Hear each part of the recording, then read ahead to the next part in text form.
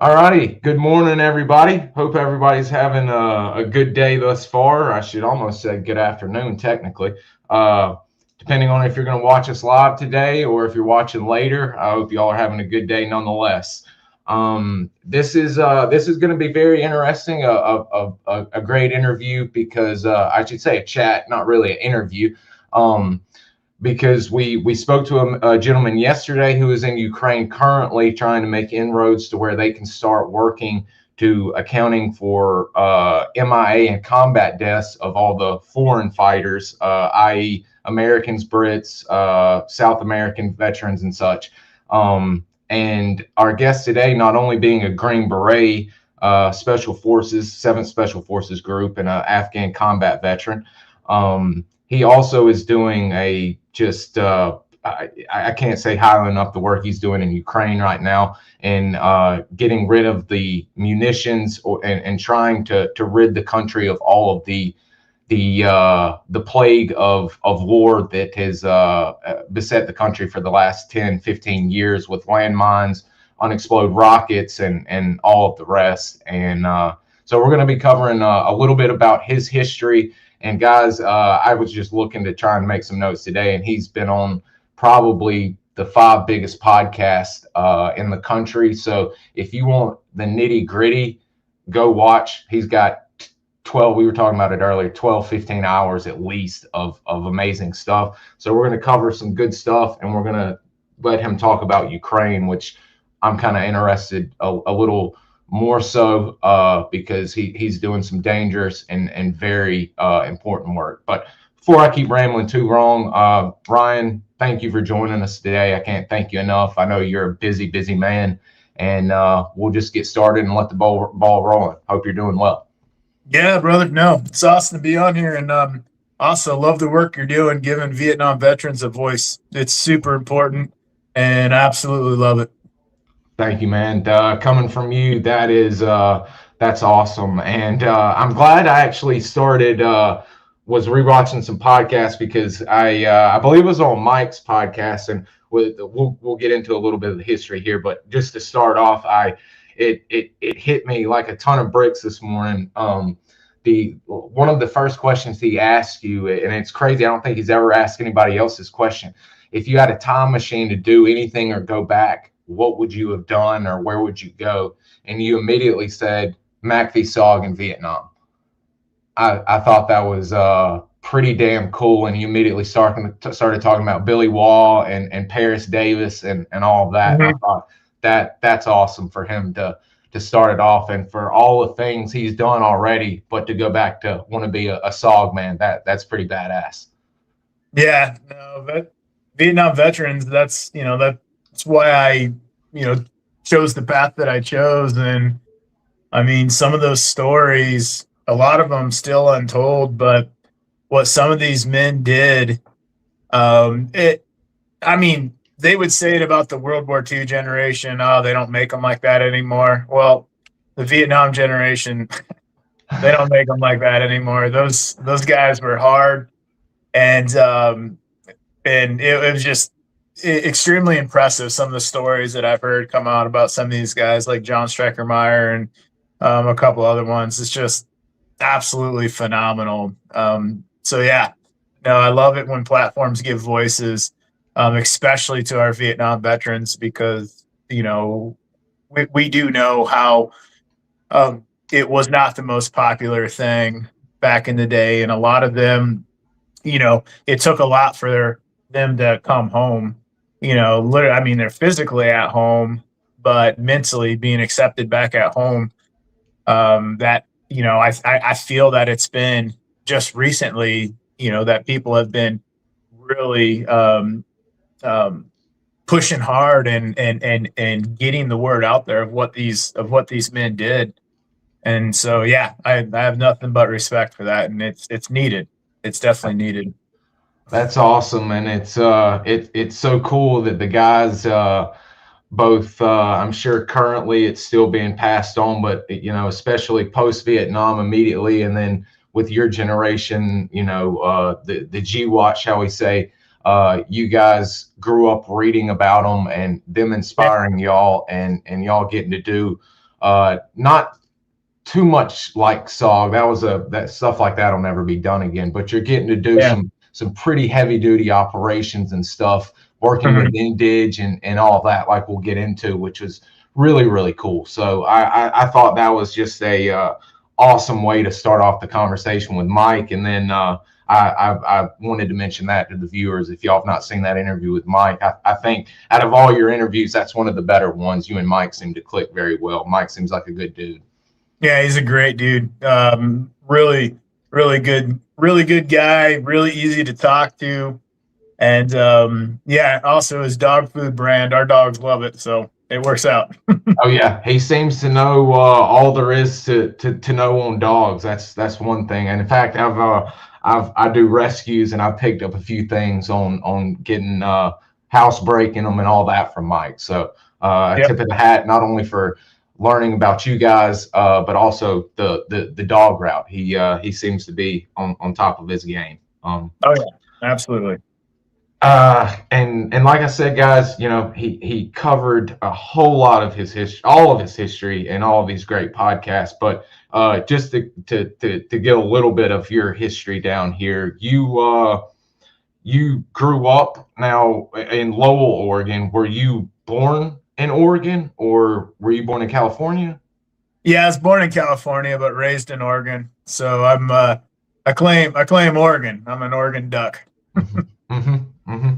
And that's pretty cool, because it found out that you were a football player and wrestling, and you know, Oregon, well known for their wrestling. In fact, they've got the American gangster himself, Chael Sonnen, out of Oregon, who was an absolute beast.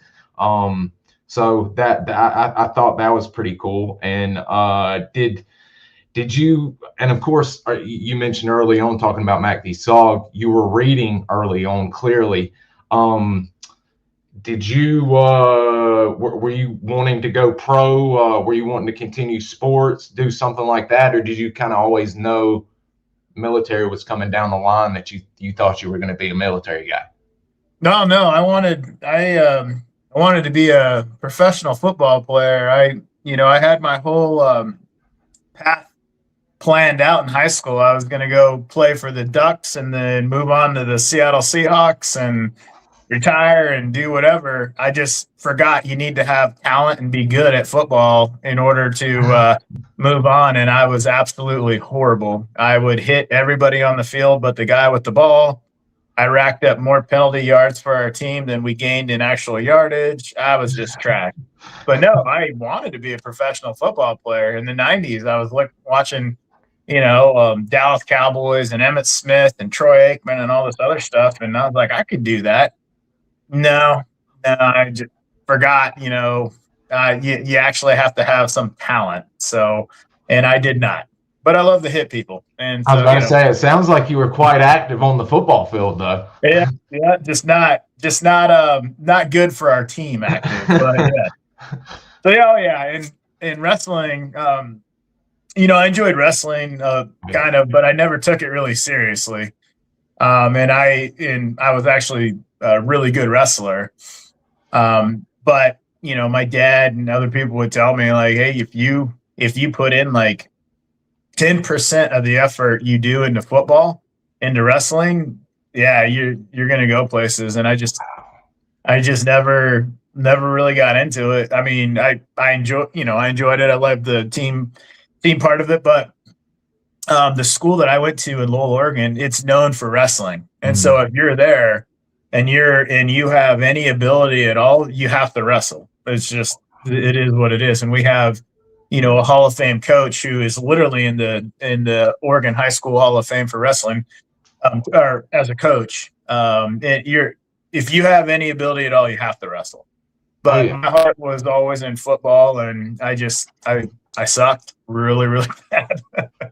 That's crazy how the things that you might say you're more gifted at, you're not necessarily interested in, that you're more of a football guy out there. And I had friends the same way. They were killers on the baseball field and wanted to play basketball or vice versa. Yeah. And, you know, the wrestling guys, we didn't have it down here. We're now starting to get it, which I'm now, since I started jiu-jitsu quite late. I'm only a 2-stripe white belt, but I love it. I get out there and try and savage people. But I think schools really need to get wrestling into it. You know, not every school, like you said, is going to be known for wrestling, like up there in Oregon or the Midwest boys in Nebraska and Oklahoma.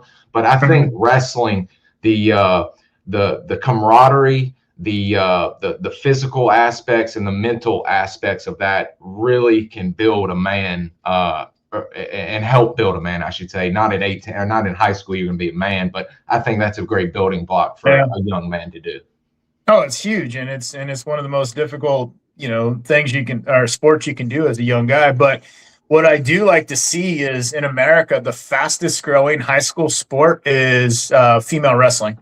Collegiate and freestyle wrestling. Wow, I did not know that.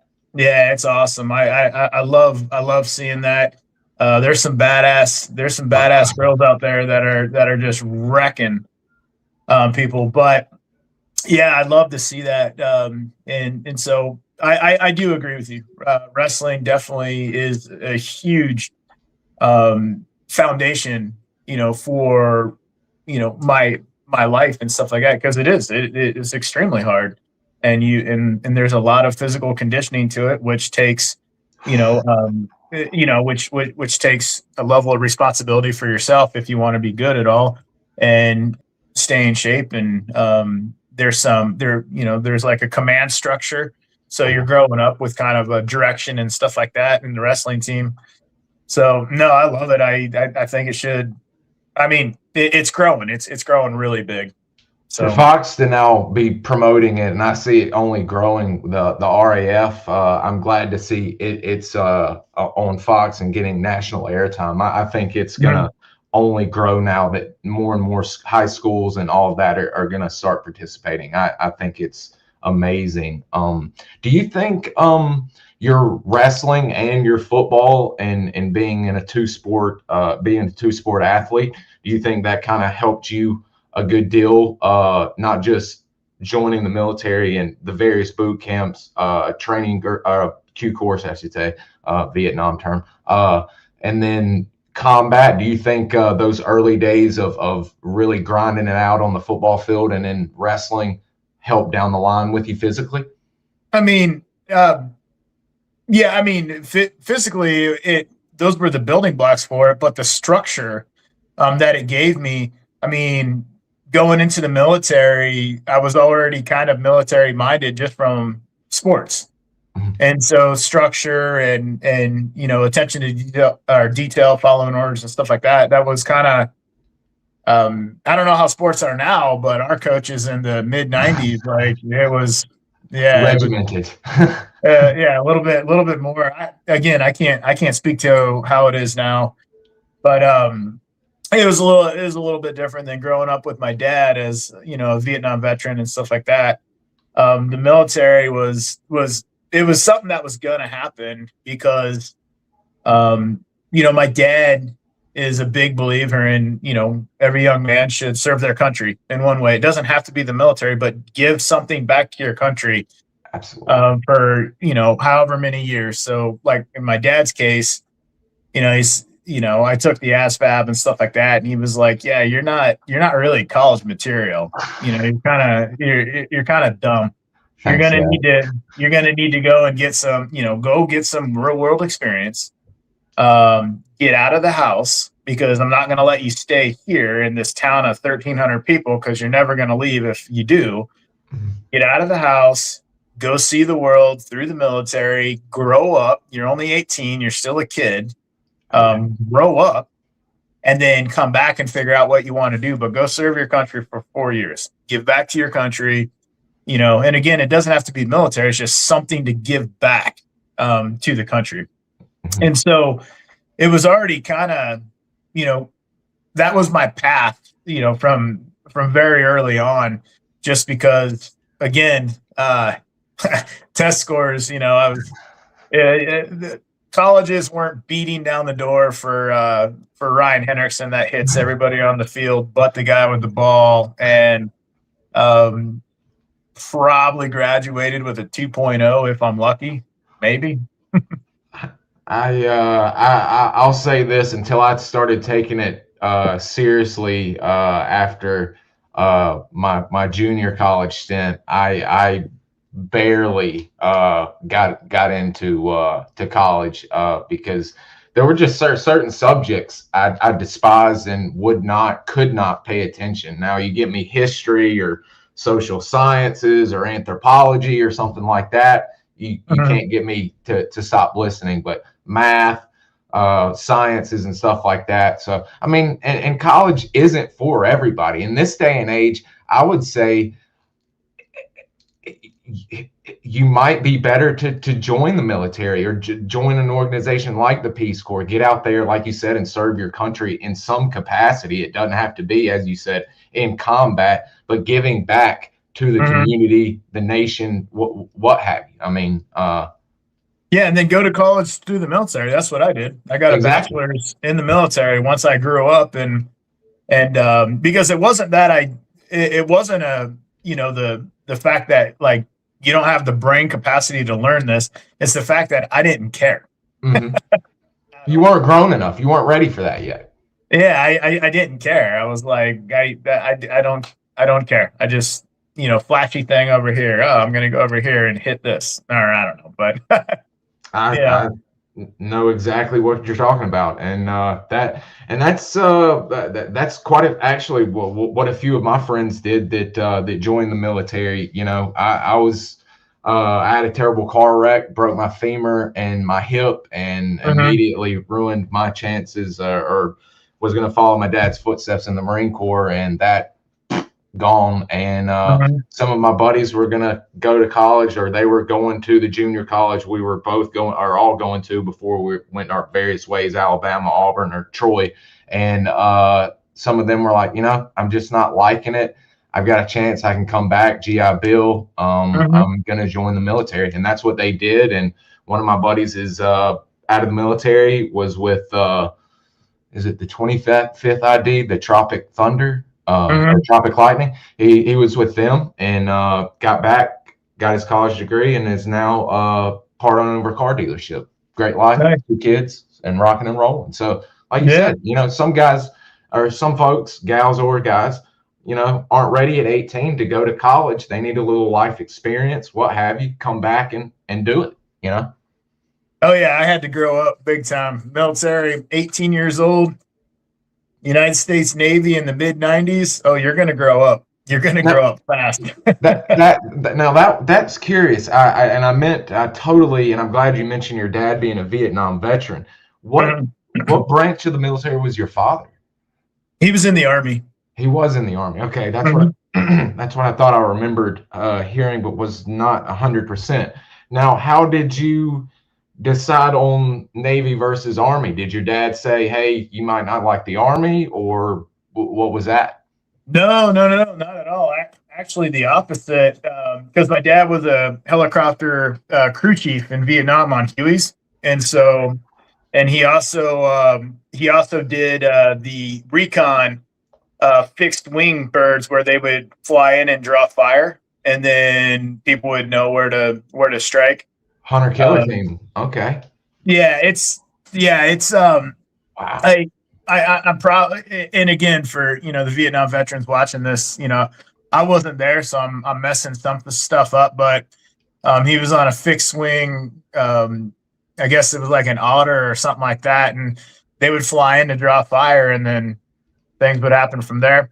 Whew. And then also crew chief on Hueys. He did 2 tours in Vietnam, so crew chief on Hueys, and that's what kind of got me into the whole MACV-SOG, because he was an attachment as a crew chief for their medevac birds, and so yeah, he was not a Green Beret, but he was air support for MACV-SOG. Yeah. Excellent. Yeah, because he went through the selection process and didn't make it, But then there was also another process for all the members that were going to be attached to him. Oh yeah. And so he did that route after he didn't make it through the, I guess what you would call it back then, the selection process, whatever it was called. And so, which is awesome. Whole nother. Now those crew chiefs, people are, and I can understand why, because it's so awesome. Those the people get tied up on the recon teams and the hatchet force guys, but those air crew guys, the chopper pilots or the bird dog pilots that were flying for in support of MACV-SOG, you talking about brass balls. Those guys, they should have been met on the tarmac with a wheelbarrow to put them in to where they could get off the tarmac. I mean, yeah. But no, what got me in the Navy was, after I took the ASVAB, and again, it was a foreign concept to me. But I took the ASVAB and then started doing the recruiter roulette because, as my dad said, once you graduate high school, you got to go. You got to figure something out.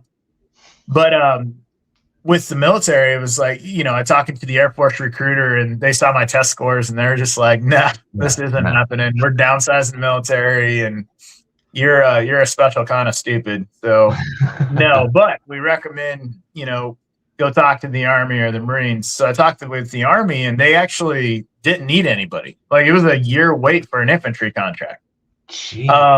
They wanted guys for Patriot missile crews for the Northern and Southern Watch in the Persian Gulf, but they didn't really need anybody at all. And I was like, man, that's I wanted to go into infantry or scout or something like that. So I was like, all right, well, let me check them all out. And the Marine Corps, they were just, man, that guy was such an angry dude. He was just like yelling, like, or not really yelling, but kind of like telling me, you don't have what it takes. I don't think you're tough enough. Do you think you're tough enough? You don't have what it takes to be a United States Marine. And I was like, okay, well, I appreciate you saving me all the problems. No Marines.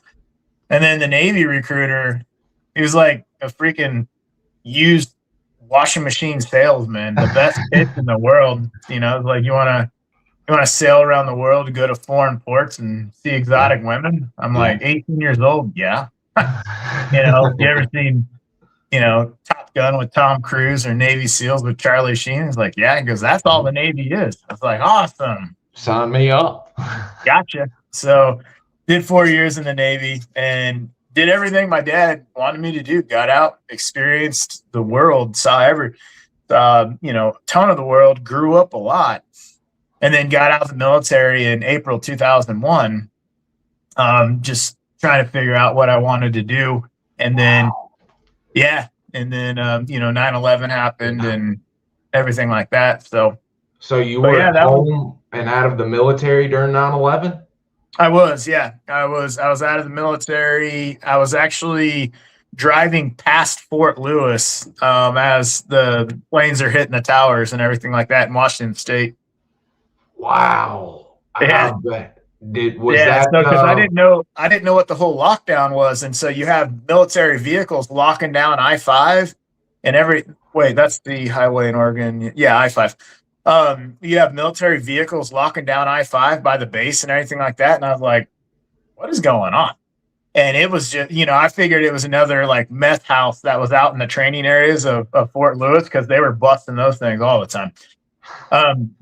But I just had no idea what was going on. And then next thing you know, it's like there's tons of emergency vehicles flying up and down I-5, going into Seattle and all this other stuff. I was like, what is going on here? Like, man, I didn't realize like what had happened. And so then I got home and turned on the TV and there you had it. So God. Was would you say that was the driving force that wanted you back in? And did you decide if you're going back in at this point, you wanted to be a Green Beret? You want to be Special Forces? So the driving force for me to get back in was not necessarily 9/11. It was the fact that I didn't fit well in the civilian world. Even growing up, I had a certain amount of structure. And so, young man coming out of the Navy, I think 21, 22, something like that. And, trying to, getting a job and everything. And it's just like the structure, I had a lot of issues with, like, hey man, you're 30 minutes late. Oh man, that's it. Damn, I thought I was later than that. It's like, what do you mean?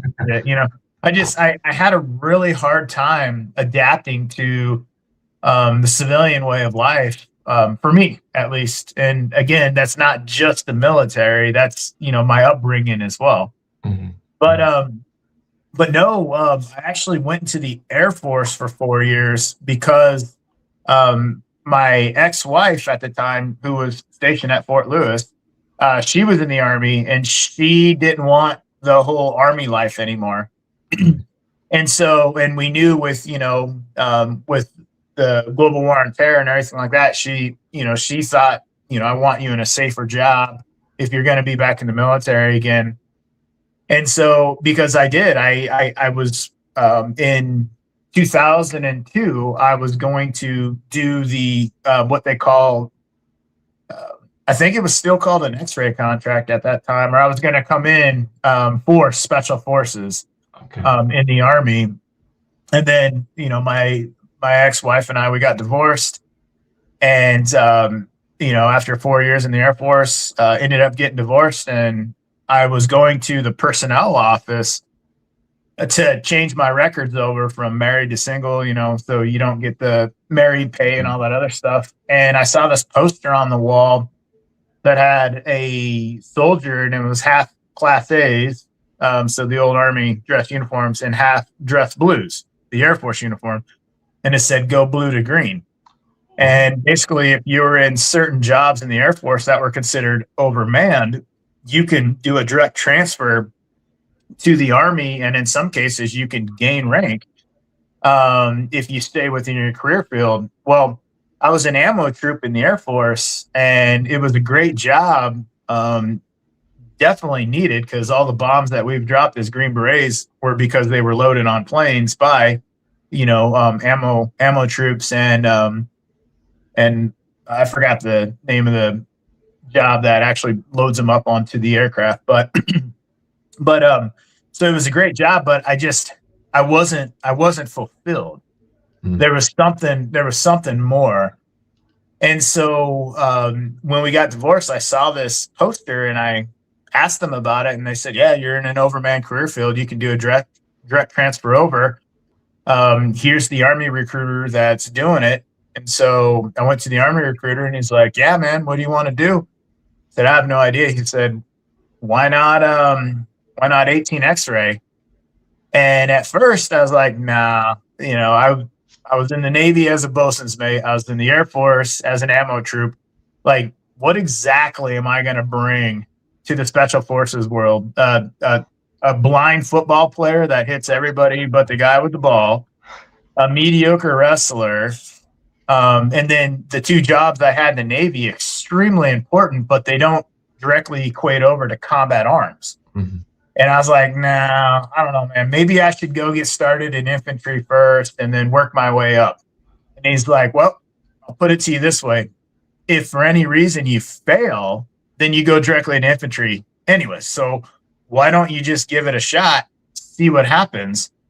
And then if you fail out, then you're going to infantry regardless. And I said, okay, but I want to go to Fort Lewis. And he said, okay. So I don't know if this memo would have held up or not. I have no idea, but I got a letter stating if, I failed or quit or anything like that in the Q course, I would get Fort Lewis. Wow. And I was like, yeah, because, I'm back in Oregon. I'm a huge Seahawks fan. I'm a Duck, I'm back in the Pacific Northwest. And so, yeah. Ooh. Did we lose you? Yeah, do you got me? Oh, yeah, we got you back. Okay, yeah, that was strange. Anyways, so I just wanted to get back home. And I was like, you know what? If I don't at least try, then I'm never going to know. And if I don't know, it's because I was too scared to try.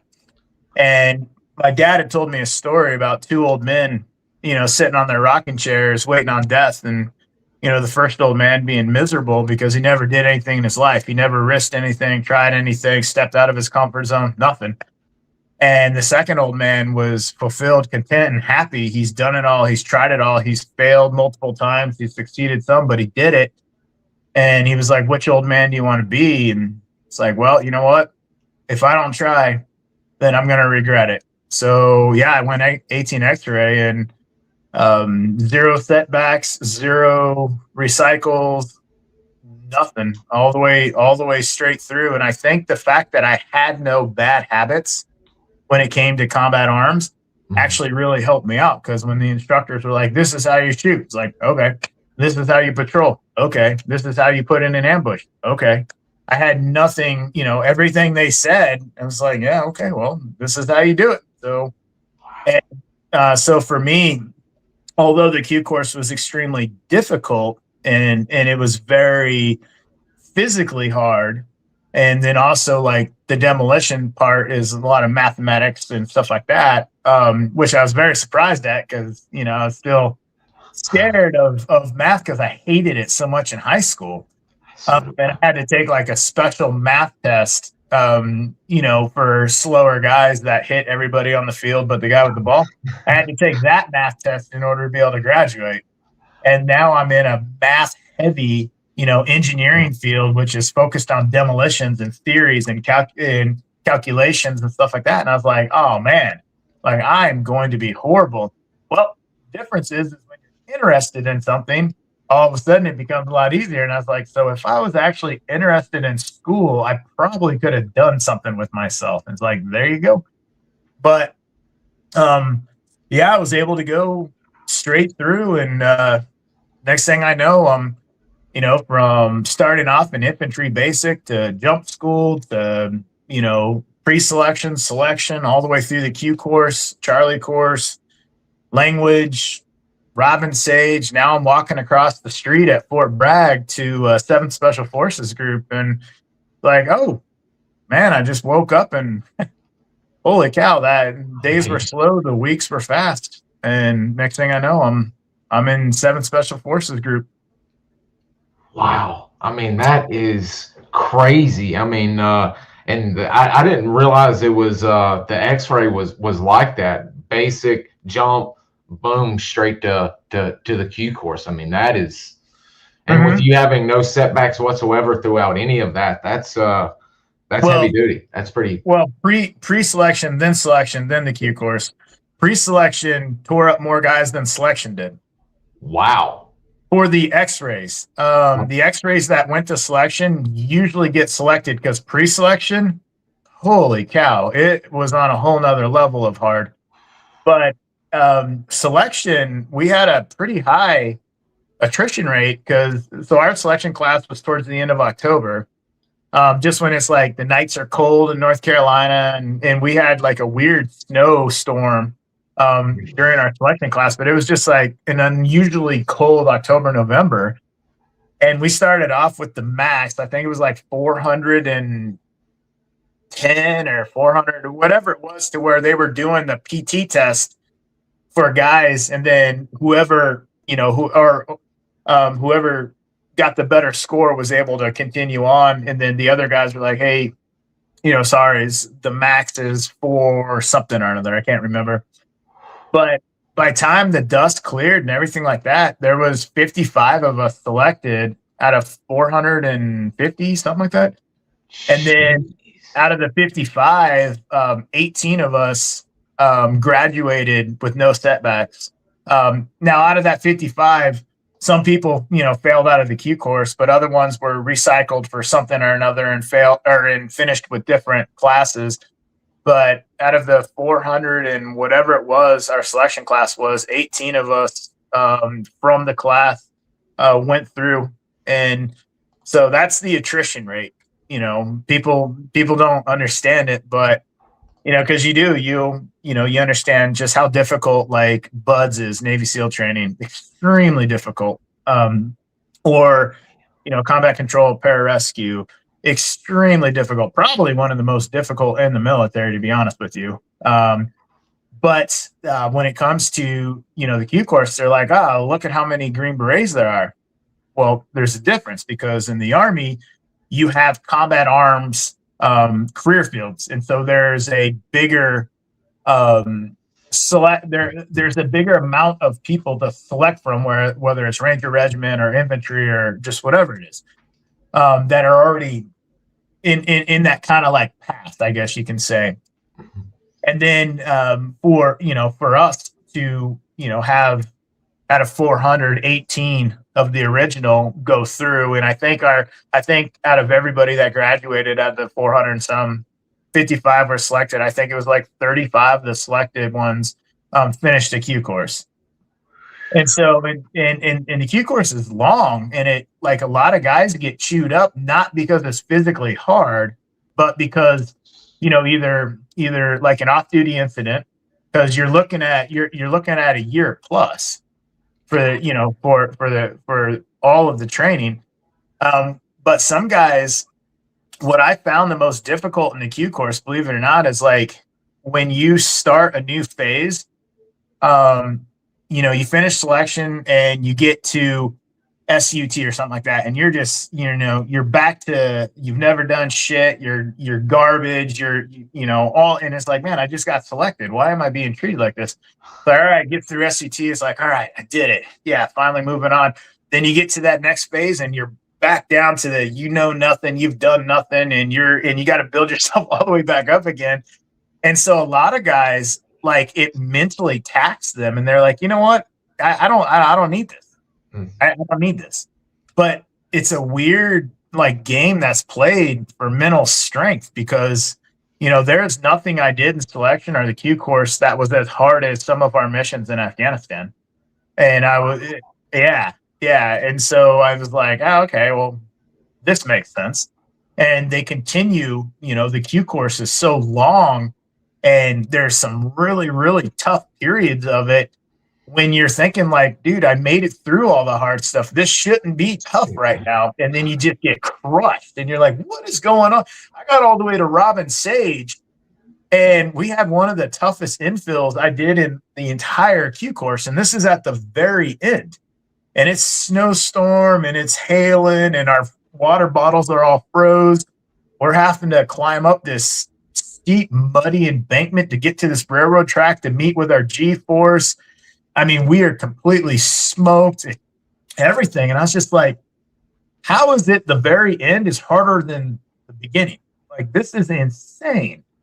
But it chews a lot of people up. And so, yeah, I mean, but there's a method to the madness, and I love it. I love it because the longevity, the strength of your mind and the longevity of it, that is going to pull you through the majority of the special forces missions that we're going to conduct, or we were going to conduct, and that was village stability operations. This isn't a quick 24 hours or a 72-hour op, or even a 2-hour op where you fly in, do a hit, kill, capture, and you're out. And then you're back at the chow hall, getting ready for the next one, and could even be in a few hours. Or hell, you're on the bird with the puck and you're flying to another objective to grab another dude. But this is, the longevity and the strength you need for that mindset went back to the Vietnam era. And it's like, hey, look, you are, you're in bed. Here's your local militia or your indige, mountain yards, whatever it is. And you're here for a year. So good luck. Yeah. And so, but that takes strength, your mindset.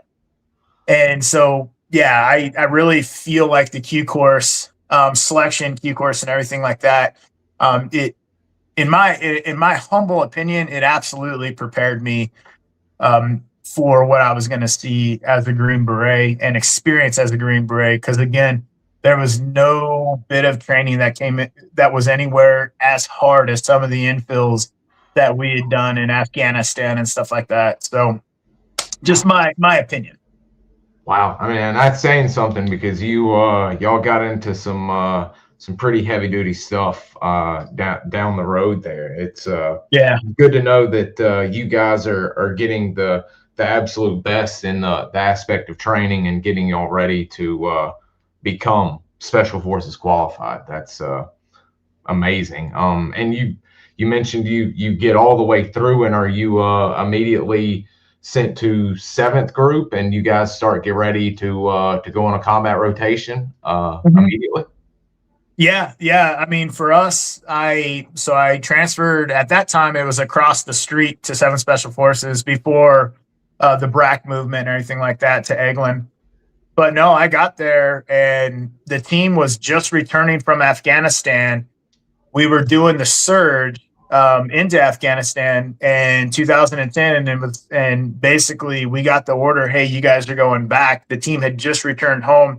They had about 4 or 5 months at home, or no, 4 months, and we were heading back. And so that's the environment I was coming into, is a lot of really pissed off Green Berets, because they had just gotten home, and all of a sudden it's like, hey, you guys or your company has a lot of experience in Afghanistan.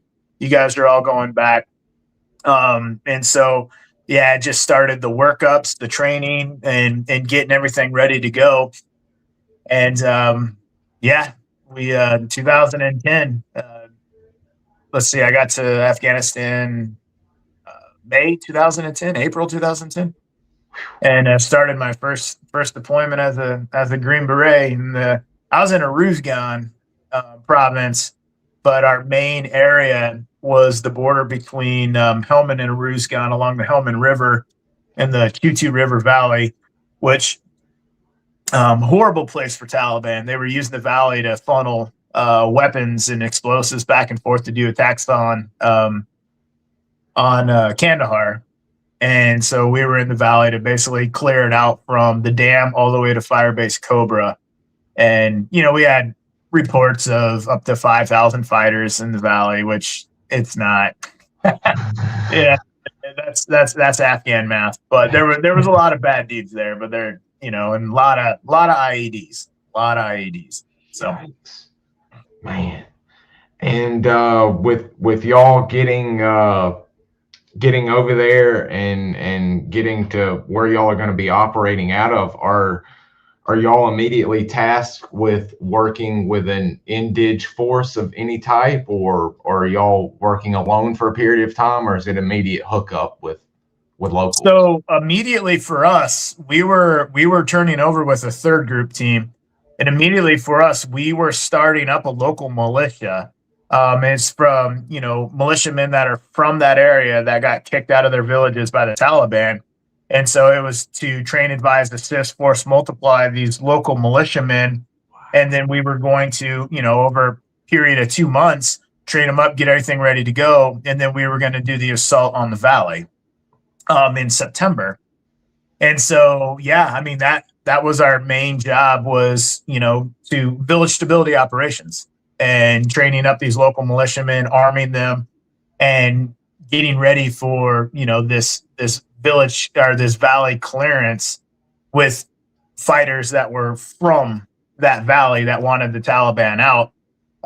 But very tough valley. There was Russian armored personnel carriers all over the place, because the Russians had gotten their asses kicked in that valley and decided that, maybe this isn't the place we want to, the Mujahideen can keep this place. Where, yeah, it was just a graveyard of armored vehicles that the Soviets used in their Afghan campaign.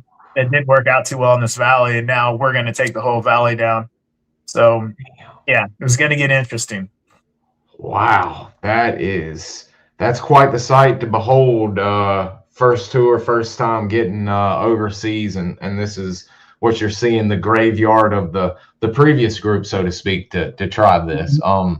Yep.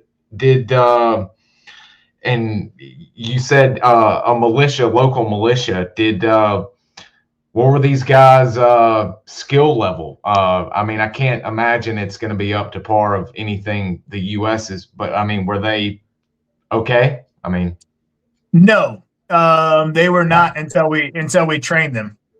But just coming off the street, or just coming out of the village, oh yeah, it was going all the way back to the basics on everything, which is good because now you can train them up to your standard.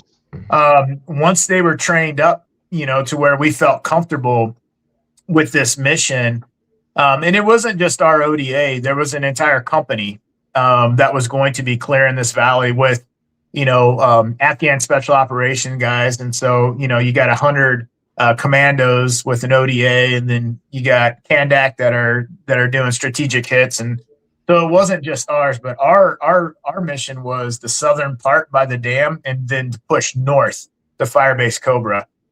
And it was going to do kind of like a pincer movement on the Taliban to bring them out into the open, running for the mountains, and then air assets would take care of the rest. The problem is they had a lot of insiders with the militias, and so they were pretty up to date on what we were doing. But I mean, you expect it. You can only vet these guys to a certain amount.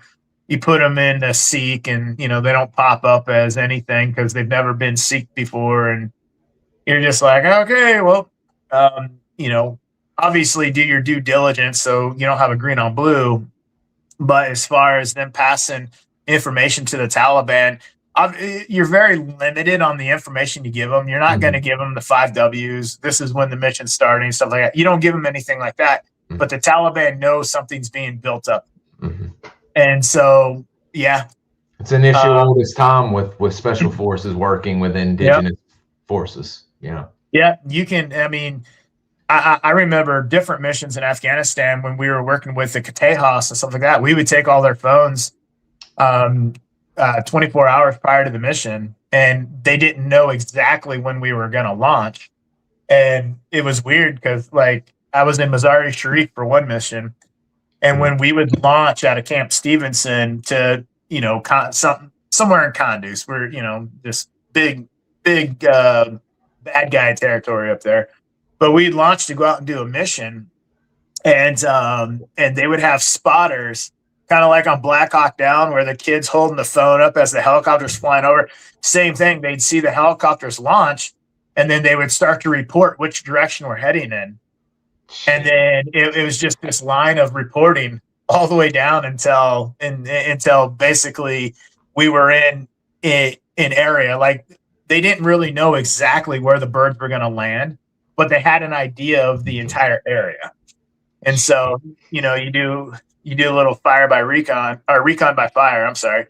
Taliban would try and do recon by fire to see if we'd shoot back, and then they got their location. But thankfully, just because you hear gunfire doesn't mean you need to return fire, unless you got that zip and that crack. Like, they could be trying to figure out where your location is at. So just muzzle trigger discipline. Make sure you're not going to give away your position, and then just let things unfold a little bit. Now, if you're taking effective fire, that's totally different. But a lot of times we would land, and you just start seeing tracer rounds flying everywhere, and you're like, who are they shooting at? It's like, oh, recon by fire. They're waiting for us to shoot back. So then they got her.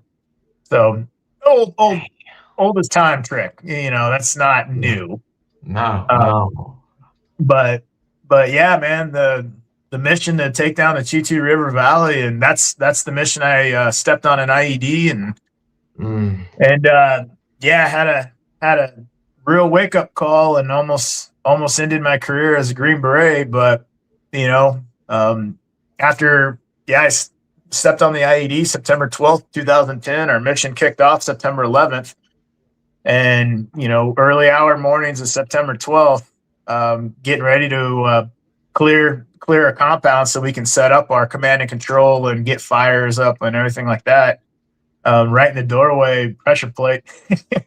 So, which is good. I found it, which is my job. But not really the correct the way you want it.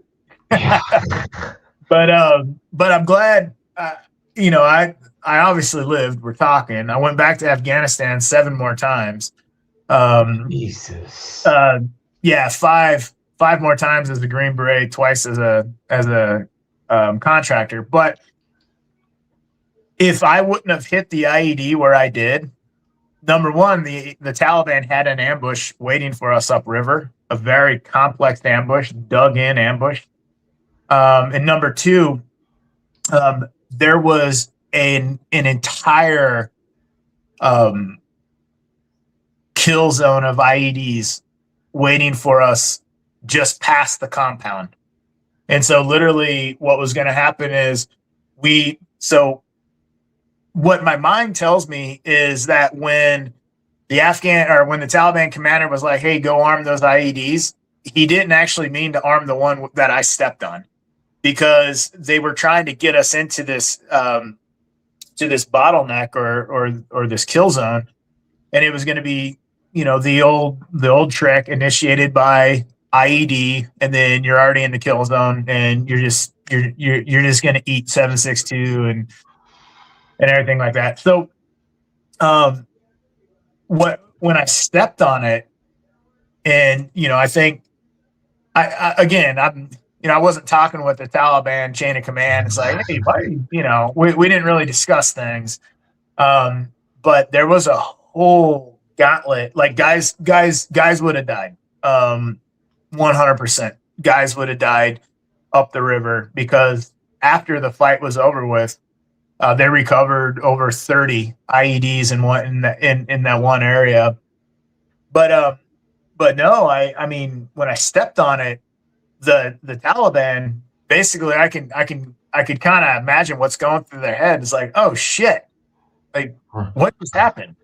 Because the explosion rocked the valley. For me, standing in the middle of it just sounded like a loud pop. But the explosion, they said it rocked the valley. Well, basically, so then the Taliban, they're like, oh man, well now we got to do a hasty ambush on these guys, because they triggered an IED that was up the river from this. So now they're trying to close the distance with us, because if I can close the distance with you, you can't drop bombs on me. Well, we have Overwatch, and so now our 50 cal miniguns, 60 millimeter mortars start to really get effective. They're still closing the distance in with us. But the problem with that is the air crew, the medevac air crew, usually you would like, oh, well, we're going to land right here and pick this guy up. And the whole golden hour and everything like that. Well, I was on the ground for well over an hour, because they couldn't find an HLZ to pick me up, because the Taliban kept closing the distance with us. And, some of the crew members saw shoulder strung RPGs and everything like that. So my team had to carry me over a cliff until we can create enough distance to where Dust Off could land, get me out of there. And then once that distance was created, oh man, between A-10s and everything else, my team told me the battle damage assessment, or BDA, after all the strikes, and they were like, it was absolutely disgusting. The A-10 cannon does some very horrible things to a human being. I mean, yeah. Is this the operation where future CAG vet Kyle Morgan was one of the men that helped you? Yeah, he's the guy that carried me out. Yeah. Jeez Louise. Yeah, because I was trying to get my tourniquet on, after the initial shock, because at first you don't know what happened, because you can't prepare your mind for stepping on an IED. Like, oh, okay, if I step on an IED, I'm going to do this. It's, believe it or not, for the listeners, stepping on a landmine is not natural. So your mind can't comprehend it. And so after I had stepped on it, I didn't know what had happened. And so we're talking in minutes, but this is all seconds. And so as the first thing was, I thought I was going to suffocate, because I couldn't breathe. The amount of dust and all the ammonia and stuff like that from the HME, I couldn't breathe, but I couldn't get up either. And, I have a 3-day assault pack on, because we're going to be dismounted for 3 days before resupply, bundle drops. And of course, in my assault pack is a whole bunch of demo, because I am the demo expert on the team, which I was like, man, that I would have been the first torso launched to the moon if this 3-day pack. But so and so I'm on the ground and I can't move. So I'm getting pissed, but I can't breathe either. I'm like, what is going on? And it doesn't hurt yet. But then as the dust starts to clear a little bit, I lift my leg up, like I grab behind my knee with my hands and I lift my leg up and my boot flops over. And I saw these two, pearly white objects sticking out of my pant leg. And again, this is the time in the morning when it's like, do I need night vision? I can kind of see, I think I'm good. It's getting light enough to where you can see without night vision. But I see these two glowing white objects sticking out of my pant leg. And when I realized like that's my tib and my fib, I was like, oh man. Then the pain kicks in and, I'm yelling, I'm hitting, all that other stuff. But I'm trying to get my tourniquet on, but I have my pockets full of stuff like tobacco and everything else for a dismounted 3-day movement. And I don't have the mindset to pull the stuff out of my pockets because I'm going off of muscle memory. When you're training for it, you're slick and you're putting your tourniquet on and you're cranking it down. Well, I'm trying to put my tourniquet on over all this stuff. And there was a point when I was just like, I can't do this. And I kept looking back and my team felt like they were getting further and further away because I started to get tunnel vision. And then all the voices were, because I was a good 20 meters from my team in the clearance section. And the voices were getting like they were talking down a tunnel because I was going into shock and I also had blood loss. And then our lead Afghan, he comes up and he starts, like cranking down my tourniquet, pulling stuff out of my pockets. And then more members of my team get there. And I remember I was just trying to go to sleep. I was like, I'm tired. I just want to sleep, which is shock and blood loss. And there's a guy on my team, George. He kept slapping me. And I was like, quit slapping me, man. This hurts. But let me tell you what hurts more than stepping on an IED, a tourniquet. When you properly utilize a tourniquet, holy cow, it is so painful. But yeah, man, that's, I got medevaced out hour and a half, maybe 2 hours later. And then the team just absolutely did some very nasty things to the Taliban in the Valley and, through air support. Going back to my job as an ammo troop in the Air Force, a lot of those bombs that were dropped were loaded by my previous job. And so, everything works in conjunction with each other. And, because I'm proud that I was an ammo troop. I'm proud that I was a bosun's mate. I'm proud that I was a Green Beret, but they're jobs.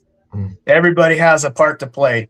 And without one part, another part doesn't work. And so, when the amount of bombs we've dropped and I've experienced, I was like, yeah, I've some ammo troops loaded those or, something like that, or prepped those bombs. And it's just, I was proud of that. Oh yeah. But yeah, man, that was the start of 18 months of rehabilitation, learning how to walk again, getting medically retired, and then brought back onto active duty through a waiver because they needed special forces guys. And so I got a waiver to come back on active duty, non-deployable, to having seventh group overwrite the non-deployable status saying, yes, he's deployable.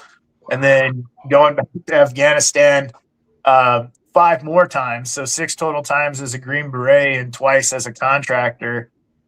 Yeah. And very first deployment, first 4 months of deployment, I thought my entire Special Forces career was over with one, wrong step.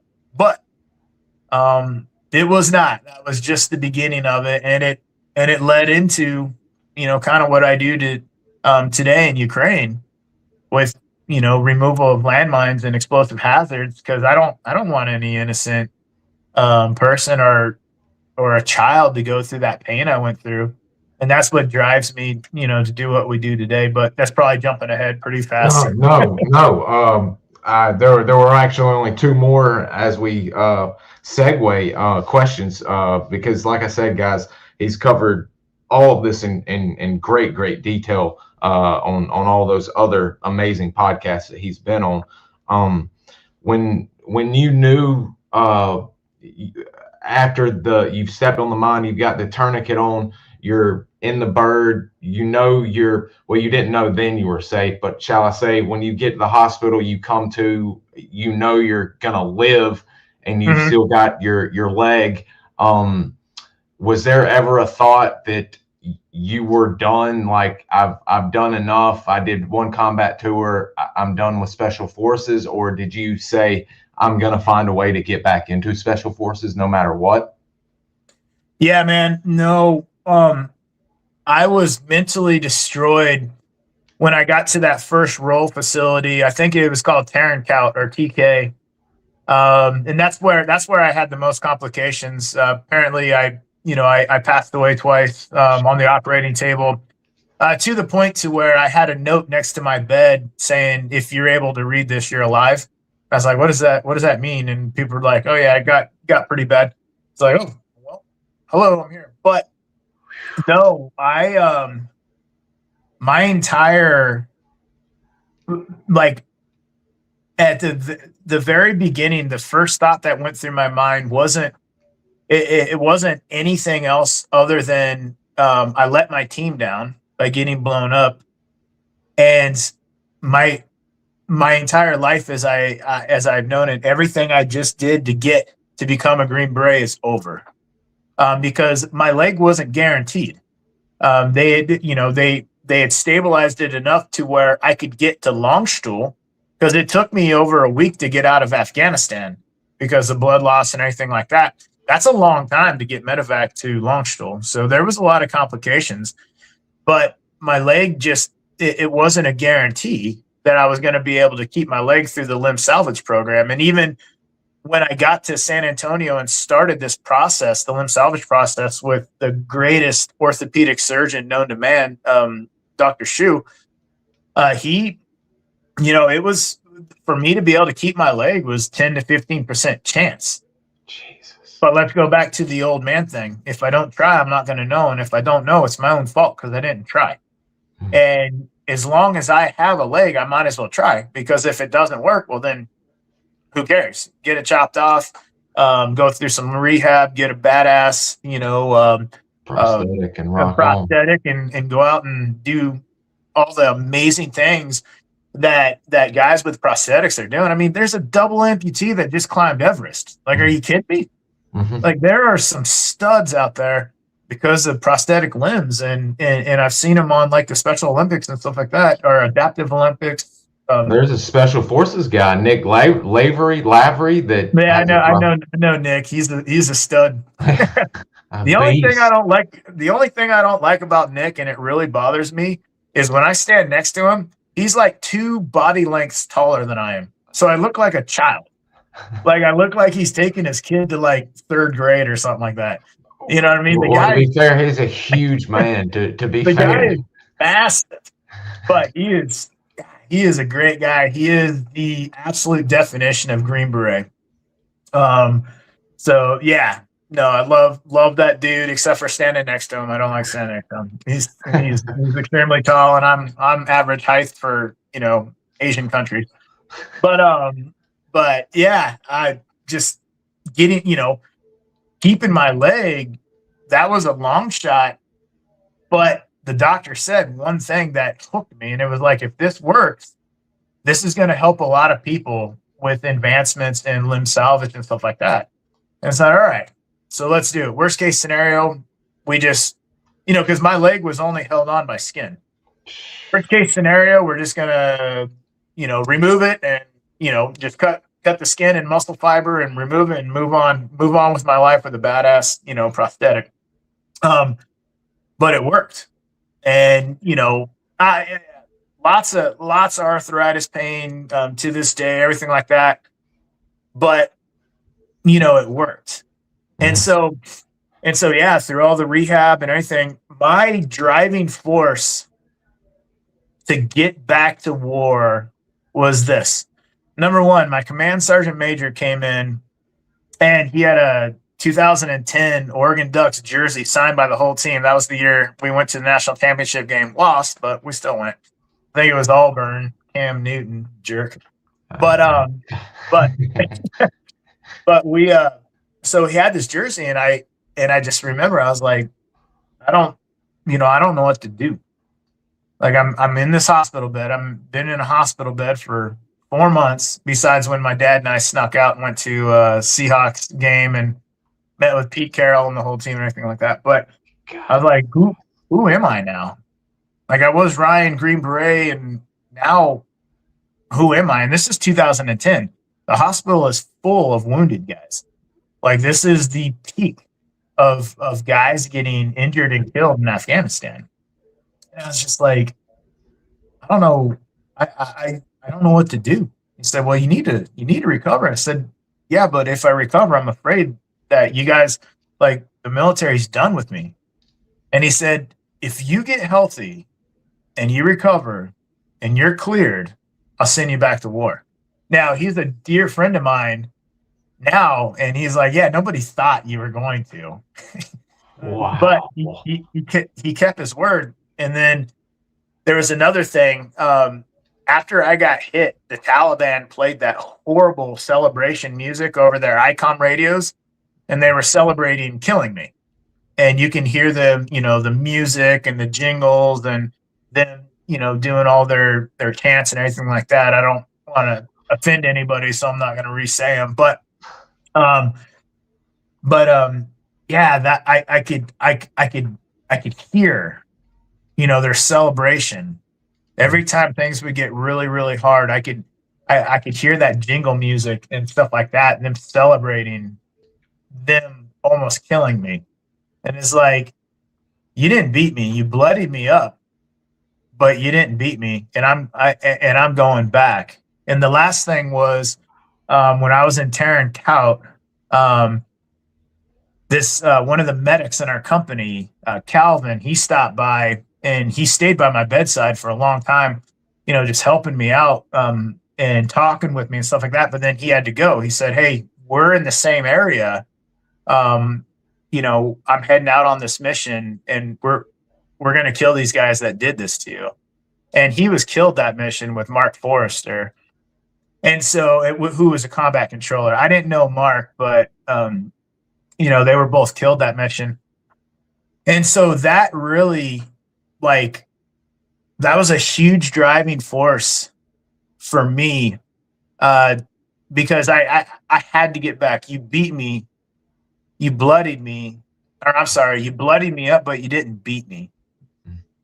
And now, yeah, you guys are my friends.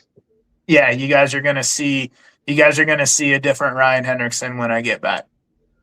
And nobody thought I could.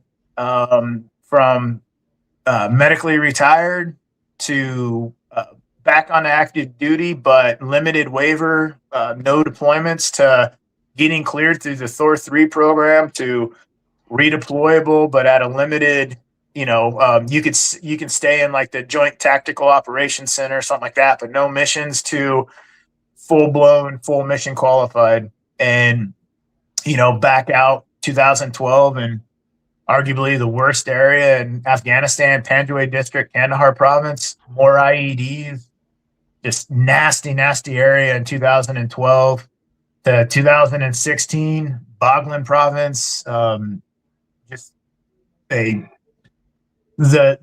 biggest firefight of my entire military career happened in 2016. It was that deployment. Then 2017, Kunduz, Mazar-i-Sharif. 2018, we're the national response. So with our commandos, and so we were anywhere in Afghanistan. 2018, 19, and then 20 contractor, as a counter threat contractor. So we would go out on missions with teams and stuff like that as a jet guy or a joint expeditionary team. And then 21. Same thing, contractor, but now closing down bases and leaving Afghanistan July 2021. So, Jeez. And again, so much there that you've covered, and again, like I said, I'm not going to hold you here for a 3 or 4 hour Sean Ryan interview. Which was great, by the way. I'm not ragging on the time length. I'm glad he got you there that long. Yeah, Sean's amazing. He is. He's a outstanding dude. Mhm. I found it pretty amazing, and I couldn't remember if this was your first time back or not. When I believe it was one and the same when the house, I believe there was a house that was actually rigged, and you got into a gunfight with a PKM, and then I thought I heard correctly that you might have thought that some of the fighters may have had nods on because they could see your IR laser from your rifle or your strobe on your helmet. Yeah, that was Boglin province. That was the mission that, I mean, it was the worst. It was the worst fight I've ever been in. And so in the beginning, when we kicked off the mission, we infilled cover of darkness, and we were supposed to make it to our, again, by daylight, we need to be inside of these compounds, lock them down, and then we can start our clearance of the village. Well, outside of these compounds is an orchard. Everybody knows in Afghanistan, orchards are very bad news, very dangerous. And then the compounds, we didn't realize was completely fortified with defensive fighting positions and a lot of Taliban fighters. Now, the Afghan army has been going in this area, and every time they go in here, they get the shit kicked out of them. And they've been trying to reclaim this area. But what we didn't realize was the location we were at was a suicide bomber training camp. Oh. And I was like, okay, thankfully school wasn't in session. That's a good thing. But yeah, we infilled in Taliban. They get kicked off that somebody's coming in here. And so we infilled in the vehicles that the Afghan army was using. So they wouldn't know that U.S. Special Forces were on the ground. They shoot at us. We unload the entire arsenal of the Air Force on them, and we're good to go. So as we're moving, we get kickoff and we start moving through this orchard. And all of a sudden, we're sweeping, I'm in the front with my Afghan counterparts because we are clearing the route of IEDs so we can assault the objective. And we're not clearing IEDs, we're marking and bypassing. It's at night, you don't really want them to know you're there yet. So you mark and bypass. But we got to a certain point and all of a sudden I heard this loud pop and everybody hits the deck. And I thought, okay, was that a sniper? Like, this could be bad. We know there's Chechens in the area. Like, this could be bad, but nobody's hit. And then the guy right in front of me, the Afghan right in front of me, Jaweed, he's like trying to free himself from this tripwire. So we had hit a tripwire IED that it was a grape shot charge that was in a mud hut wall that failed to detonate. And it was full of rocks, nails, bits and pieces of metal. It was like probably 3 claymores put together inside this wall, and it failed to detonate. The blasting cap went off, but the charge did not. And so what had happened was there was a piece of shrapnel that was in that charge from a recent barrage on that orchard. And thankfully there was a mortar round piece of shrapnel that was inside of that grape shot charge, and it didn't go off. So we continue movement for probably another 25 meters till there's this turn in the path, and I see something move in the compound. And again, it's dark out, but I have white phosphorus nods, and I see something move in the compound, and then we see these figures start to run like they're running to a fighting position, and and we're 20 meters in front of the main force. And so we're in the front because if you hit an IED, you don't want a bunch of guys getting peppered with it. So it's myself and our Afghans in the front, about 20 meters. And we initiated an ambush. And so what had happened was we got to a certain point and the tripwire IED was supposed to initiate it, but it didn't. And so we got, about 25 feet further and PKM opens up on us, and the flame that shot out of the barrel, it felt like I could like reach up and grab the flame. It was 17 meters from our position. So that's close. And then the entire wall, it just lights up with muzzle flashes. And so we're on the ground, and I'm trying to engage targets as I can because I can see them through my night vision. The muzzle flashes are, where you have a muzzle flash, I'm going to shoot at the muzzle flash. And so I'm engaging the best that I can, but I'm trying to stay low because these rounds are flying over. Like the zip in the crack is right there. And rounds were hitting around me, and like the rock splatter from a round hitting, it felt like hot bacon grease on my face, just and so the rounds were hitting around and they're getting close, and it's like, hey, we're cut off. We can't move back because the Taliban kind of have us in an L shape. And so our main element is also in a firefight with the Taliban. And so we're all alone in this orchard. And there's calls over ICOM chatter. There's an American. We can see his flashing light. We're going to capture him. All this other stuff. And I was like, oh shit, they can see my IR strobe. So I took off my IR strobe and I threw it as close to where the PKM was that I could.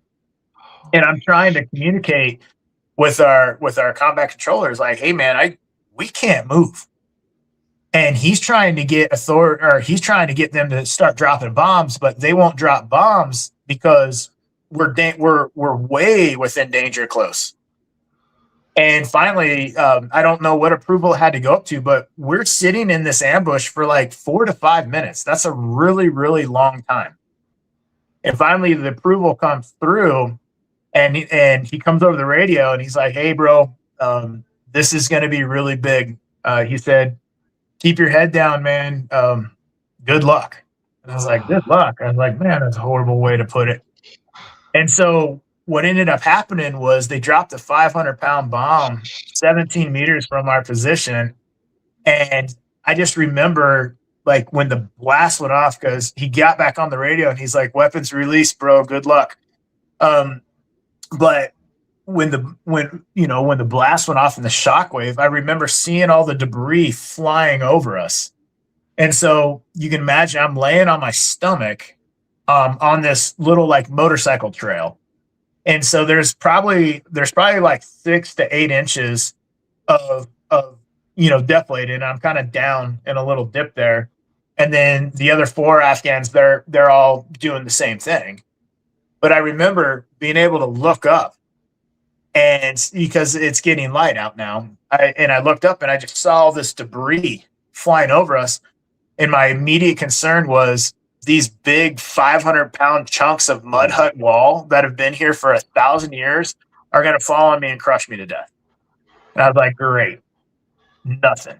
Well, I had some, tree branches, leaves, a bunch of dust, but nothing. But when I got up, it's like, hey, you can hear the guys on the radios, Ryan, yeah.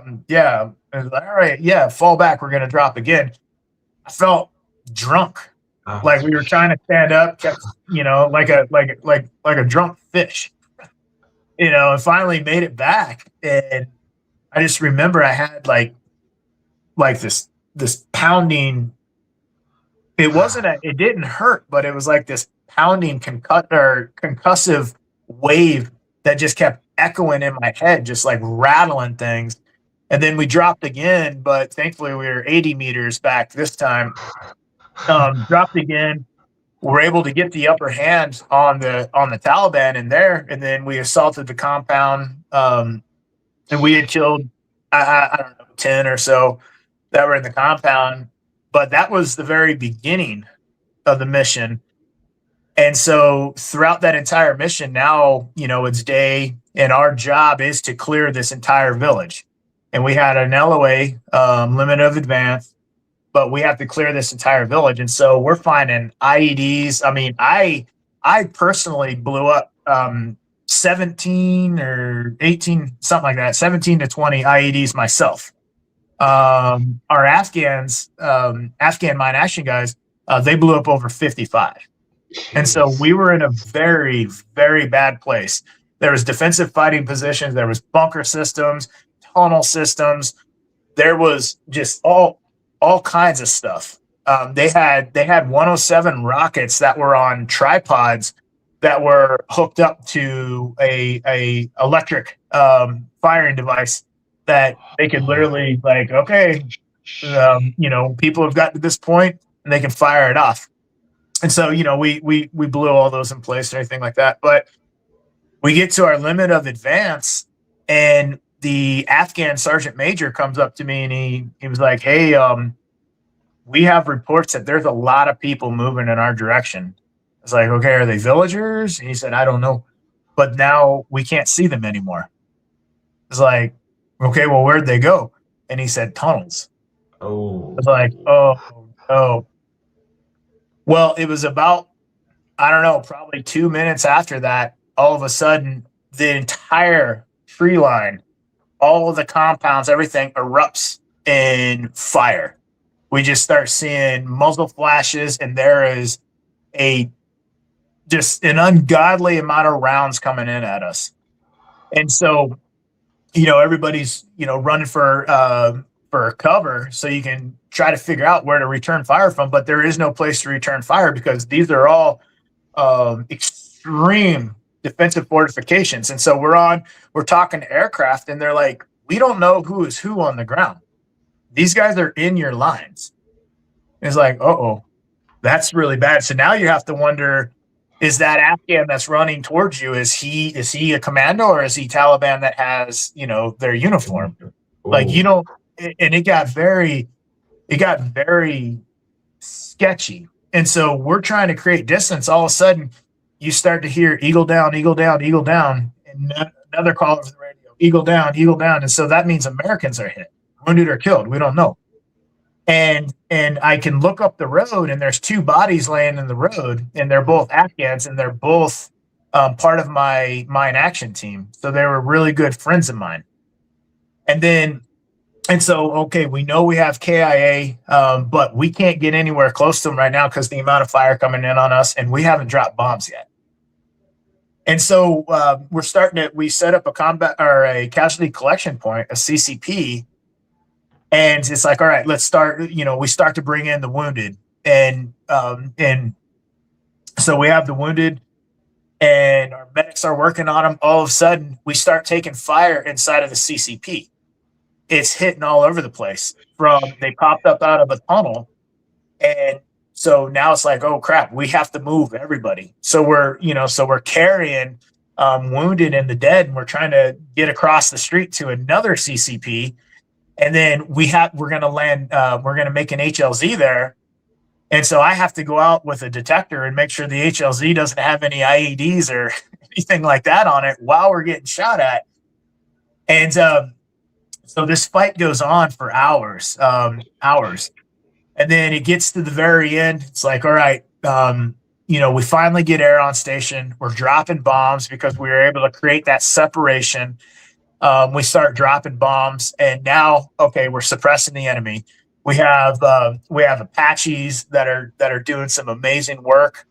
And now we can start to get dust off in. So dust off's landing. I remember one bird got shot up really bad, and it was smoking on the way out. It was a bad situation, but now it's time to do, okay, hey, we need to get out of here. And again, this is probably 7 hours later, because all total from the beginning to end, this was about a 20-hour fight. But it's like, okay, men, weapons, and equipment. Let's do the checks. So it's like, yeah, hey, this guy, this Afghan, he's missing his AK. Okay, we're not going back for that. But we're missing 4 Afghans, and we're not leaving them behind. Well, one of the Afghans was my really good friend Abe, and I was like, I'm not leaving him behind. Nobody gets left behind. I don't care who they are. And so, as we're trying to figure out a plan to go find these 4 missing. It's like, all right, let's go back to the last CCP. Get back to the last CCP. It's like, okay, there's a body here. He was shot on the other side of the Great Put. Okay, recovered. Now 3. All right, this trench over here. Okay, yep, there's a body here. All right, we got him. He's recovered. Now 2. Where's the last time you saw Abe? 500 meters up the road when we first got in contact. And I was like, oh no, like we got to go back. So our combat controller, and again, for people that don't know about combat control, it is probably the most life-saving job in the entire military. The dudes are awesome because they bring in a lot of firepower when you should be getting your ass kicked.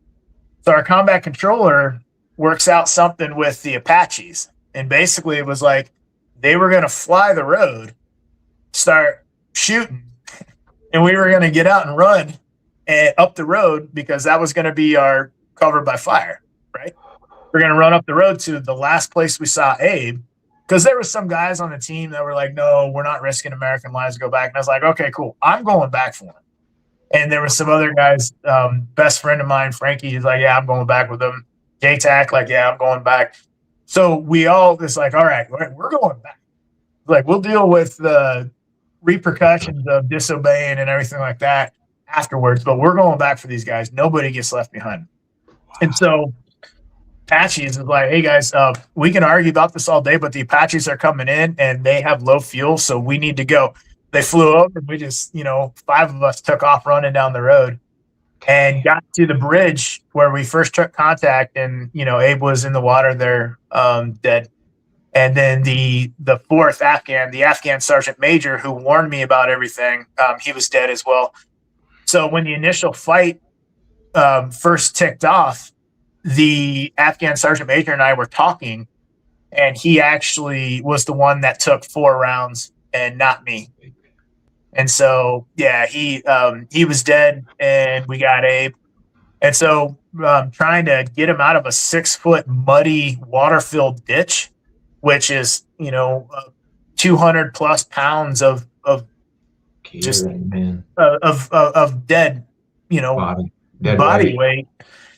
It was difficult, and now we're having to lay down suppressive fire because the Apaches have already circled, and so we're having to lay down suppressive fire while we're trying to pull these guys out. And get Abe out. There was a breaching ladder we had there, so we threw him on the ladder, and 4 of us, was running back with him. It breaks my heart. He kept, falling off the ladder, and it just, it's some things that are in my head that I'll never go away. But we got him. We got him back. We got him, back to our forward operating, not base, but position that we were at, because we had basically infilled into an Afghan base, and we were going to be there for months. And then, but we got Abe home and got him back to his family. Taliban were not able to desecrate his body, and we live by the moral guideline that I joined Special Forces, not solely for, but it's a motto that I fully understood as a Green Beret, and that's nobody gets left behind. And I've listened to some amazing stories from our MACV-SOG guys that, they had that same, whether I could get them today or we're going back tomorrow when we can, or whatever it is, nobody gets left behind. And that includes your counterparts, that are risking their lives alongside you. And that's why the withdrawal from Afghanistan was so ugly. I went through some really dark times up until I started going to Ukraine. But yeah, that was the Boglin fight. We had 18 Afghans wounded, 9 Afghans killed in action, 4 Americans wounded in action. So we got beat up pretty good. A hell of a fight. We killed hundreds of them. So Jesus Christ. And I know, you don't like to brag and promote it, but you earned a Silver Star for your actions that day, did you not? Yeah, I did. Yeah.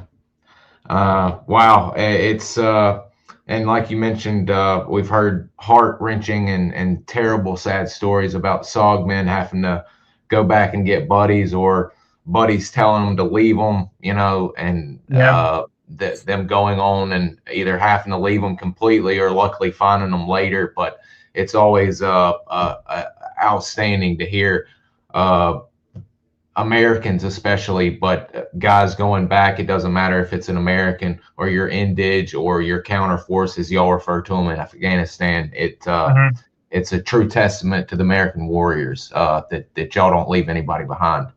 That's amazing. Oh yeah, there was Afghans that were like, we're not going back. We're gonna die if we go back. Like, well, I'm going back then. So God bless you for that. God bless you. But it's not God bless me. That's a motto, man. That has nothing to do with me being like a higher moral character or anything like that. Those are the rules. Those are the basic rules. And today we look at it as something that would be heroic, whereas in a few years ago, that's what you do. There's no heroic about it. That's what you do. That's the reason why, with the award that I got, it's like surviving that battle and making sure everybody got brought back alive or dead. That's what you do.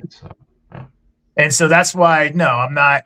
It's not that I'm not proud of the award. I just a lot comes with it.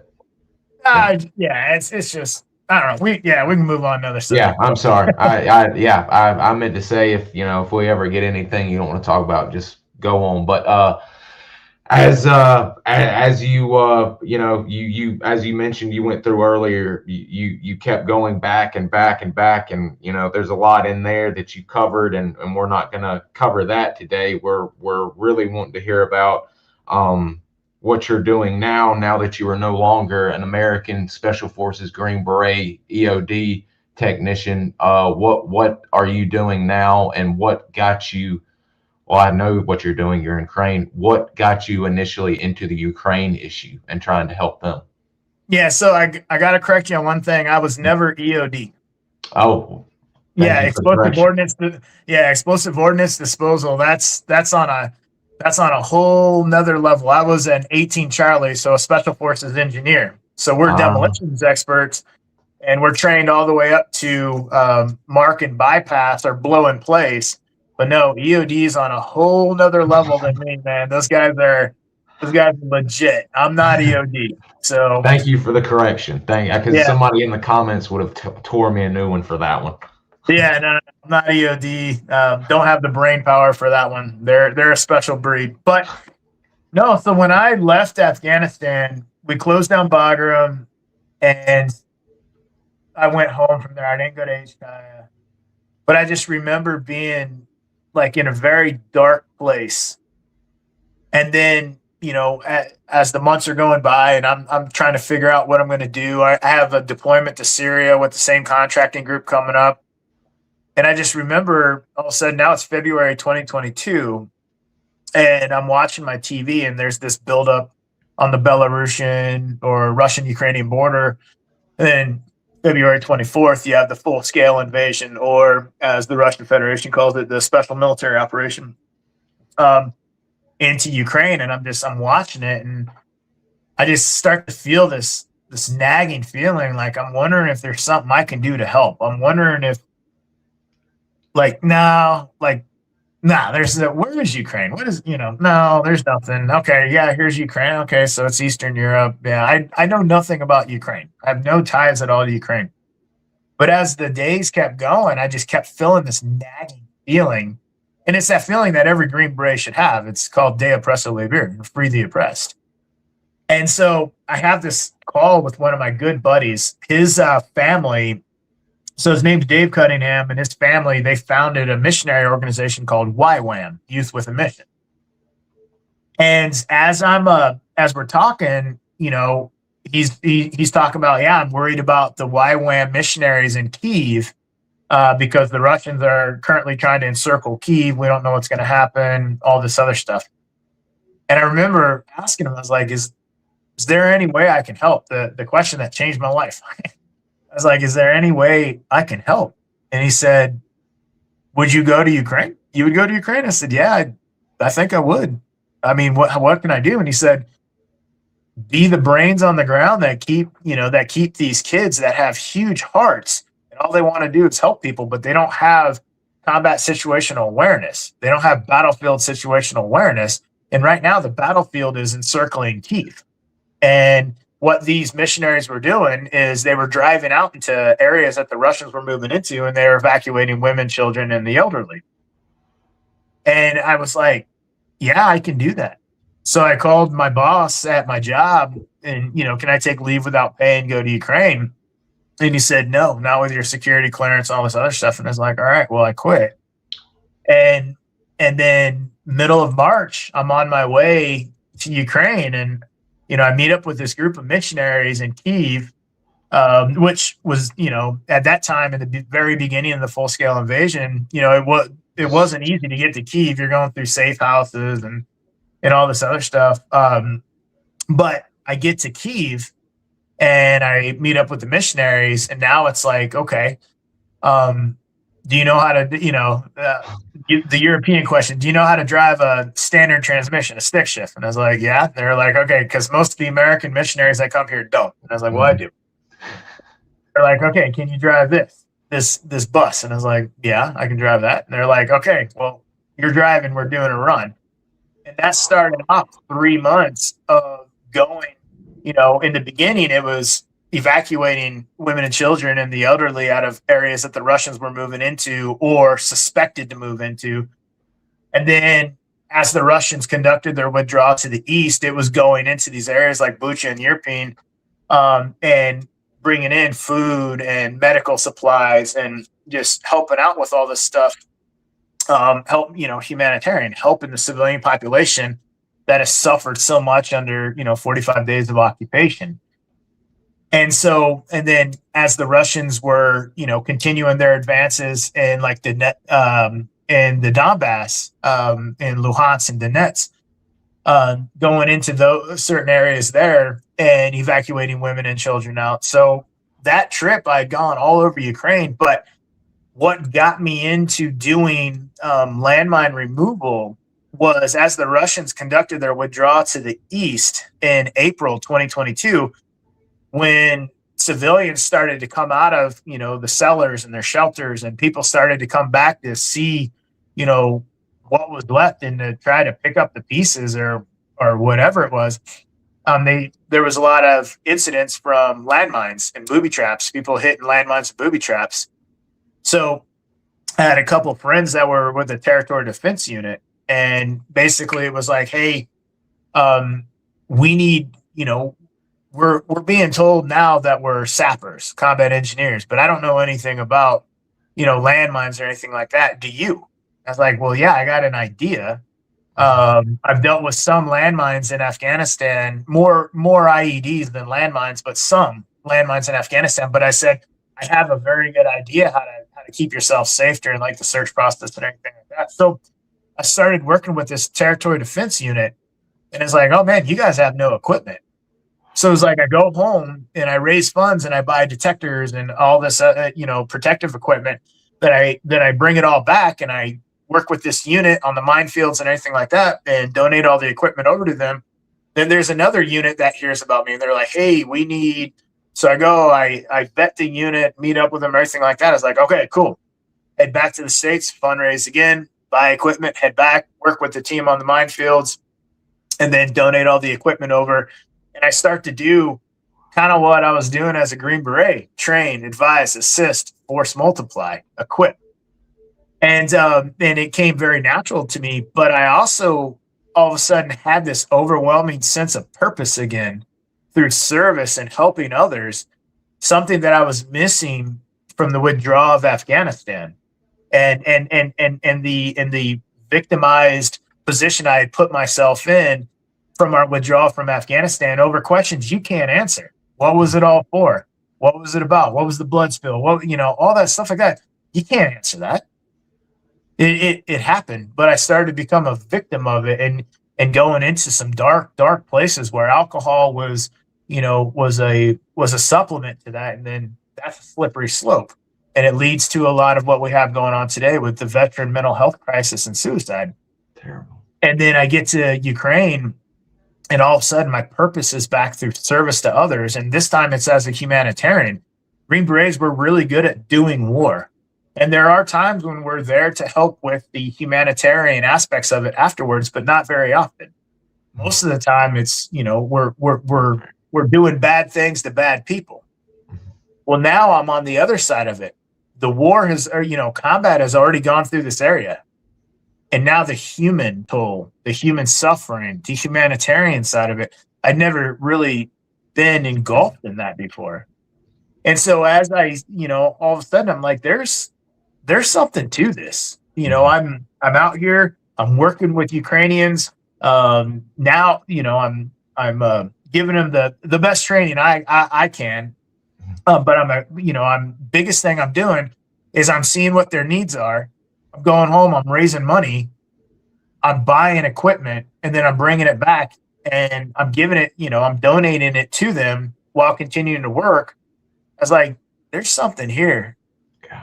And this platform, the purpose and the service it gave me, and it helped me out mentally so much after Afghanistan. I was like, I want other veterans to experience this as well that are struggling. So I started the nonprofit, the 501c3, and that's been my main goal is, I'm getting ready to go back on my 13th mission to Ukraine coming up. But my main goal has been, yes, it's the removal of landmines or anything else. Guys have come over and they've helped out with agriculture or mechanics or welding, or someone comes over and they teach English or whatever it is. It's just coming over, and it doesn't have to be Ukraine. That just happens to be where I'm at right now. I want to get into Nigeria, helping out the Christian minorities, Burma, just all kinds of other locations. Unfortunately, it takes funds to do all this, which is why we're not just running around and doing all the stuff that I really want to do. But the biggest purpose of my nonprofit is to give a platform for veterans to get their eyes opened up to serving on another level, kind of like what we did in the military. And so there is a great need for people to, work at homeless shelters or I don't know, volunteering in the States here to help people and whatnot like that. Huge. But veterans tick a little bit differently. And so you have to kind of, you got to put them in an environment that's similar to the military. And I'm not talking combat. I'm talking environment similar to the military. So now it's a foreign country. Okay. Done the foreign country thing. I'm working with people that I don't speak their language. They don't speak mine. Okay. I'm used to it. We're kind of in a higher tempo area, which could be considered higher risk, even though there's more dangerous places in the U.S. than I've encountered in Ukraine. Unless you go to the zero line, then totally different. But people are like, aren't you worried about drones and all this other stuff? And I said, I'd be worried about driving in some of the suburbs of our major cities than I would be, And so, but it's getting it, but that's what I'm saying. It's like, now you kind of have something that they're very familiar with, and now they're helping on another level, and that purpose and that sense of service and giving back. There is something extremely healing about helping somebody else. And I didn't know it until I started going to Ukraine, but God just opened up these doors for me. And, God will open up doors. Do you have the courage to walk through them? And I didn't before, but I was at such a point in my life after the withdrawal of Afghanistan that I just kind of stumbled through the door. Like I was like, I have to do something because my mindset is very, very dangerous right now. And I did. I regained my, purpose through service and helping others that I didn't even know was a thing. but I got it all in Ukraine and started up the nonprofit. So, number one, people that donate get the tax deductible donations, but also now it's a platform that we can take in veteran volunteers that want to come over and serve at or volunteer at a certain capacity. Unfortunately, I get a lot of requests. It takes funds, and so that's the big thing. But that's the way it is. That's not saying one way or another. But yeah, that's what we're doing now, and I don't think that I would have the passion that I have now for removing landmines and explosive hazards in civilian areas, helping the civilian population, because no one should live in fear of their next step, if I didn't go through the pain that I went through in 2010. And so I think it was a long roadmap, but it's a roadmap that God put me on to put me in this position. And then he started opening up doors. And that's my opinion. It's not a religious podcast, but I'm a believer. And so that's what I'm that's the direction that my life took, and it's the doors that God opened up for me. And now I'm just trying to keep things going. God had a plan for you, my friend, and it looks like you were right on the path he's paved for you, and you're walking right along it. It's you put it in such a great way that veterans think a little different, and y'all are so used to warfare and in combat situations that you don't get to see the end process and help as much as maybe you would in combat, and y'all getting to do this to where you're doing nothing but help, and you're still in, as you said, semi non-permissive environment, but you're helping people that are affected by war. It's got to be an amazing thing for the vets that are a part of the program with you. I can't imagine. Absolutely. And do you have, I noticed we see Tip of the Spear Landmine Removal Incorporated. Do you have a website and everything now? Yeah, it's landmineremoval.org. Landmineremoval.org. I will put that in the show notes for us. And I think I've added your book, your Instagram, and your Facebook. And I will add that. Is there any other place to contact you, or for the nonprofit that we can point people to? Actually, no. Landmineremoval.org is the start, because it has all of our social media on that. Because again, we're very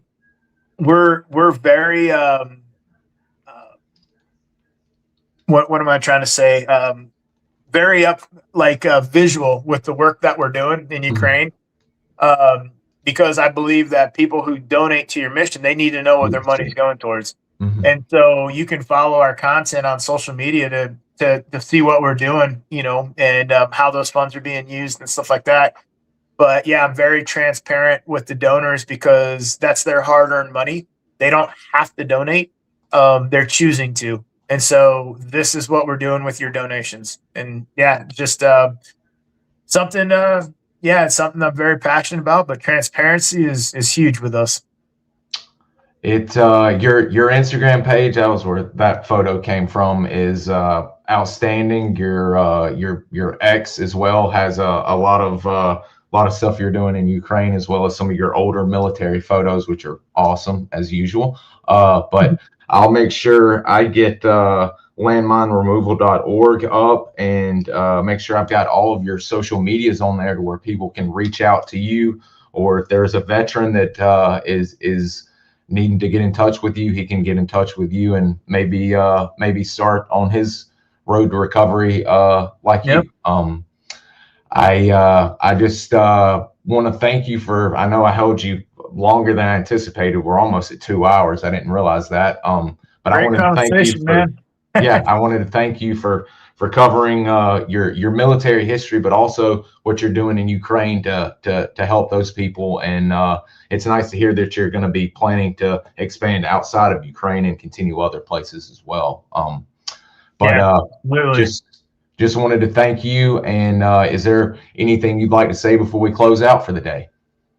No, just keep doing what you're doing, man. Keep giving a voice to those Vietnam veterans. The OIF generation, we have plenty of platforms. Our stories are pretty well out there, but the Vietnam era guys, before it's too late, they need to get their stories out. They deserve to get their stories out. Absolutely. And so, yeah, before it's too late, because Vietnam era veterans, it's, I know my dad's age, so I'll just put it to you like that. So keep giving them a platform, keep searching them out, but their stories have to be told.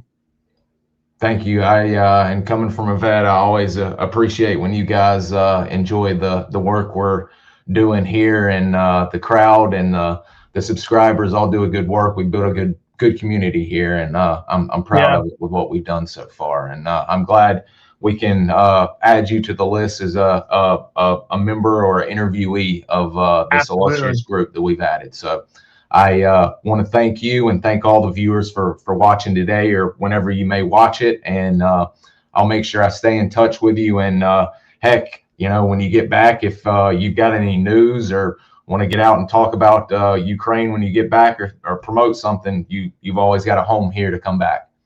Absolutely. I appreciate that, brother. Thank you. Absolutely. You have a good day, bro. All right. You too, man. See you. Bye.